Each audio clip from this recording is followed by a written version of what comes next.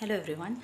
In today's video, I'm going to introduce an Irish poet, Paul Muldoon, and the poem that I'm going to read out today is his The Sightseers.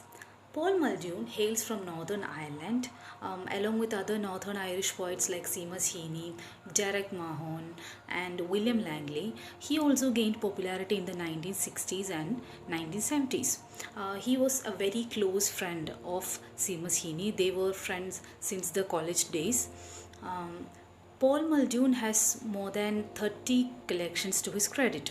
His first collection, New Weather, which came out in the year 1973, won him recognition as an emerging poet. And his latest collection is Frolic and Ditto, and it was published in 2019. Muldoon is a poet who never lets any boundaries of genre, media or style contain his poetic or creative sensibilities. He makes deliberate and continuous experiments. He has in fact contributed to criticism and children's literature. He has also been a successful playwright. He has written scripts for radio and TV. He has written operas and he has edited several anthologies. He is also a very well-known translator.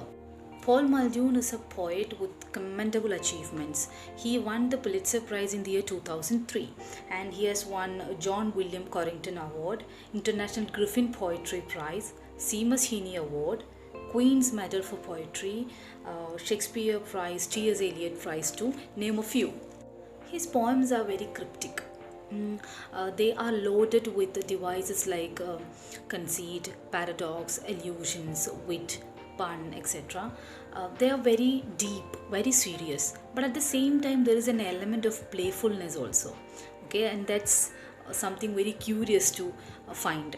And sometimes we find that he uses a lot of archaic words in his poems. Some critics have said that his poems are of Joycean nature, but according to Muldoon, his biggest inspiration was not the Irish novelist but the poet Robert Frost. Paul Muldoon is very much rooted in the traditional practices of poetry, but at the same time he wants to experiment. So he is somebody who is grounded and rooted, but at the same time who craves for novelty. He uses traditional forms but he redefines the structure. Okay, we see that he has a peculiar interest for sonnets and ballads, but the rhyme and the meter will be decided according to the theme or the idea that he wants to communicate.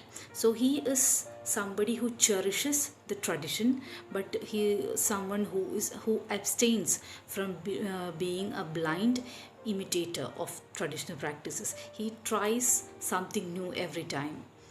All of his lines are loaded, they are heavy with political and historical insights, and he also uses autobiographical elements to adorn his lines. So the poem that I'm going to read out now, titled as The Sightseers, germinates from one of his personal experiences. It's about a picnic, a family picnic made to one of the villages in Ulster in Northern Ireland.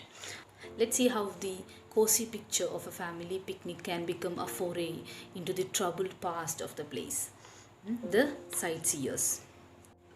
My father and mother, my brother and sister, and I, with Uncle Pat, our dear best loved uncle, had set out that Sunday afternoon in July in his broken down Ford, not to visit some graveyard. One died of shingles, one of fever, another's knees turned to jelly, but the brand new roundabout at Ballygolly, the first in Mid-Ulster. Uncle Pat was telling us how the B specials had stopped him one night somewhere near Ballygolly and smashed his bicycle and made him sing the sash and curse the Pope of Rome. They held a pistol so hard against his forehead that there was still the mark of an O when he got home. I hope you enjoyed the poem. Have a nice day. Thank you.